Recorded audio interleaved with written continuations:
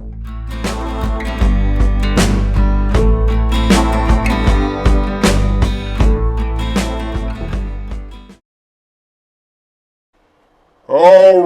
Galaxy S9 rebuild, let's do this. We're going to start out by heating the back glass up to 75 degrees Celsius on a heat mat for 5 minutes. That's done before this video gets started. Once you pull the phone off the heat mat, you're going to insert a blade at the bottom left corner of the phone. Get just enough separation between the glass and the housing to insert your bulb syringe with 99% isopropyl alcohol. That's what I like to use to soften the adhesive. The flat blade works good, but don't go in too far because you don't want to nick the plastics or the battery. Once you get enough separation, you're going to be able to pull this glass completely off. The more alcohol that you use, the easier this will be, and you don't have to worry about shorting out anything. The alcohol will not damage your components inside. Once you get the back glass off, you can turn your attention to all of the Phillips screws. All of these Phillips screws are the exact same size, so you don't have to worry about making a pattern with your screws. You can just put them in a nice, neat little pile. You don't want to lose any of the screws, but you don't have to worry about where they go later. They will all go back in the same place, and they are all the same size. These screws don't like to come out all the way with your screwdriver, so what I end up doing is unscrewing them all the way until they stop loosening any further, and then I wait and do all of them at one time, just pulling them out with tweezers. It's just easier that way. Once you get all of the screws removed, you can start pulling the plastics away. We'll start at the bottom with the loudspeaker, and once we finish with the loudspeaker, we'll pull out the wireless charging coil and the top plastic piece. The first thing you want to do once you get your plastics off is disconnect the battery so you don't short out anything. Then we're going to start removing a series of flex cables. These flex cables range from your front cameras, your LCD connector, your antennas. Just make sure that you get all of your connectors disconnected before you try to pull the board out. You don't want to damage any of these connectors trying to pull the board out. And you also want to make sure you remove the SIM card tray. The last thing that we need to disconnect here are these two antenna cables. Take your flat tip tweezers and just gently pry up on those antennas. And once you get these antennas pulled away from the board, you have one final connector. The board does connect to the charge port on the bottom, so gently lift the board up and then unsnap the board from the charge port. And it's that simple. Your board is out. Now we can focus on removing the charge port from the frame of the phone so we can transfer it over to the new frame. And as you can see here, the ear speaker is already fastened in place on this new frame, so you don't have to worry about transferring the ear speaker. One final thing that we need to remove from the back glass here is the fingerprint scanner. It is easier to heat this up and remove it gently away from this back glass than it is to just try to pull it off cold. You do risk damaging the fingerprint scanner if you don't heat it up. As for the vibrate motor, I usually just use alcohol for this. If it doesn't come out with alcohol, you can heat the frame back up, but usually the vibrate motor pops right out when you apply alcohol. 99% isopropyl alcohol is what I use. You don't want to use anything less. You do risk damaging your phone if you use alcohol with too much water in it. Once the vibrate motor is out, we'll transfer that over to the new frame. And we can move on to removing this tape from the proximity sensor so that we can transfer the proximity sensor over to the new frame as well. Once that tape is pulled away, the proximity sensor will pop right out.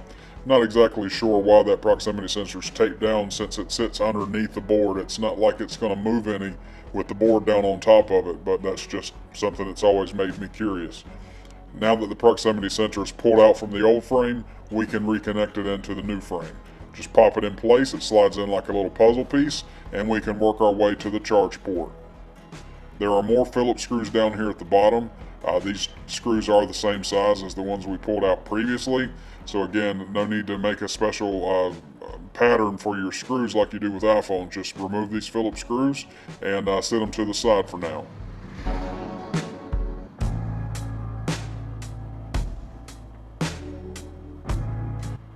Speed this up a little bit.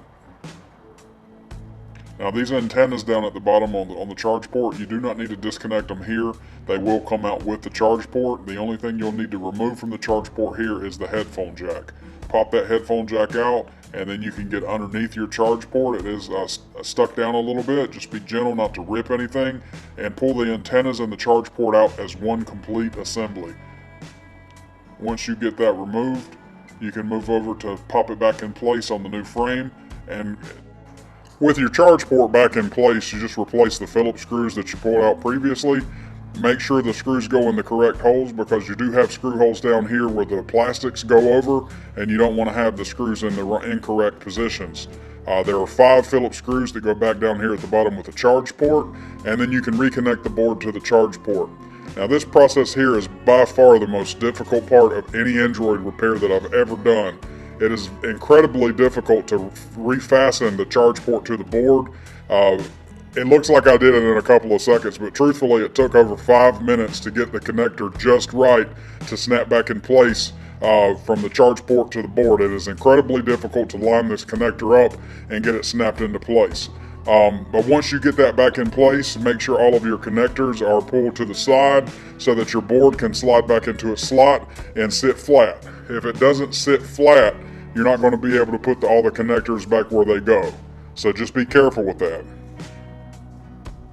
This little connector here needs to be pulled to the side so that the board can pop down in its place, and then you can fasten that connector now, or you can fasten it later. The first thing I like to do is reconnect the antennas. These antennas are relatively tight where they are on the board, so this can help hold your board in place. Once you've got these 2 antennas in place, there's a 3rd antenna cable right here that you snap in place. Then you can connect this LCD connector here. And you can move up to the top. This is to your side buttons. This connector, snap that in place.